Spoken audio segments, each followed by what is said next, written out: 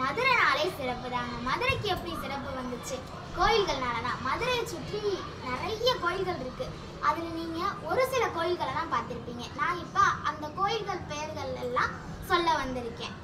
மதுரை மீனாட்சி சுந்தரேஸ்வரர் ஆலயம், அழகர் கோயில், சுந்தராஜ பெருமாள் கோயில், நிலையூர் முனியாண்டி சுவாமி கோயில், சித்தநாத சுவாமி கோயில், சிம்மக்கல் ஆதிசக்கநாதர் கோயில், பண்டியூர் மாரியம்மன் கோயில், திருமோகூர் சக்கரத்தாழ்வார் கோயில், திருவாதுவர் திருமறைநாதர் கோயில், நாகமலை தீர்த்தம் நாகமலை நாகேஸ்வரர் கோயில், திருப்பரங்குன்றம் பரங்கிநாதர் கோயில், இம்மையிலும் நன்மை தருவார் கோயில், ஒத்தக்கடை நரசிம்மர் கோயில், தீர்த்த ராக்காயி அம்மன் கோயில், திருமங்கலம் குருநாதர் கோயில், கூடல் அழகர் பெருமாள் கோயில், ஆரப்பாளையம் புட்டு சொக்கநாதர் கோயில், திருமங்கலம் மீனாட்சி சொக்கநாதர் கோயில், திருவப்புடையார் திருக்கோயில், திருவாதுவர் திருமறைநாதர் கோயில், திருவேடாகம் ஏகாதேஸ்வர் கோயில், மதுரை முத்தையா சுவாமி கோயில், காமாட்சி ஏகாபரேஸ்வர் கோயில், தென்கரை மூலநாத சுவாமி கோயில்,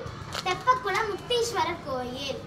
நம்ம இப்போ இவ்வளோ கோயில்கள் பார்த்தோம்ல, அதில் ஒரு சில கோயில்கள் தான் நீங்கள் பார்த்துருப்பீங்க.